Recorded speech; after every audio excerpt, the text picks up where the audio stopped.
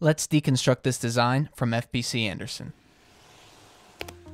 So this graphic has four main elements. We have a red background, a focus photo of the speaker, some texturing with a typography overlay, and the copy showing the pastor's name and the service time. Let's reconstruct it.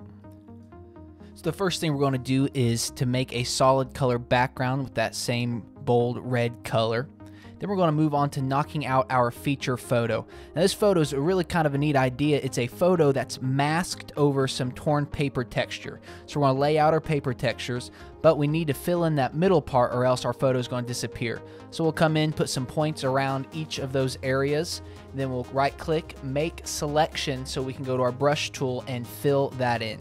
Then we can go ahead and put that into a group, and now we can drag our photo over that group, and we will resize it just a little bit so that we can clipping mask down, hold option to clipping mask down that photo. Then we can continue to resize it and get it right where we want it. Now what's going to really make this photo pop is a couple things. We're going to add that paper torn texture behind it, and we're going to add a brightness and contrast filter and a gradient map. Just slightly, we'll have that opacity turned down to about 60% on that gradient map, but that'll help bring the photo into our color space. So now let's go on to our typography texturing. It's similar to the feature photo. It's a photo of text that is masked onto a paper tear texture. So we're going to go ahead and reposition it to get it lined up with where our texture is.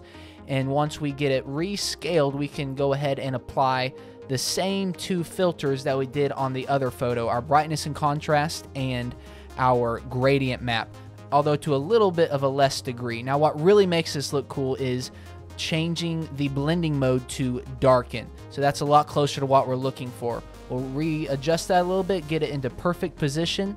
And then the other textures is the same exact process. So we're just going to copy and paste those folders and groups from the original design to our design and get them right where they need to go. Same exact process for those.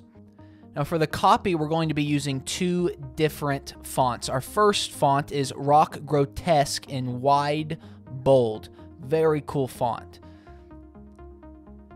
We're going to use that for our main body copy, but for the display showing the pastor's name, we are going to use a font called Milanesa Serif Extra Bold. I already have that vectorized in Illustrator, so we're just going to copy and paste that over his first and last name.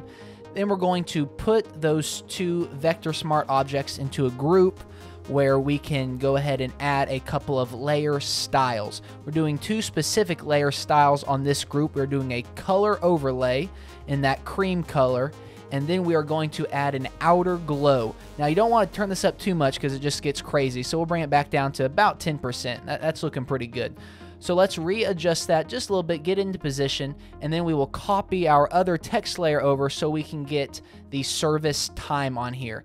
So it's going to be Saturday night at 7 p.m. All right, that's looking pretty good, but let's readjust that name just a little bit to get it fitting a little bit better.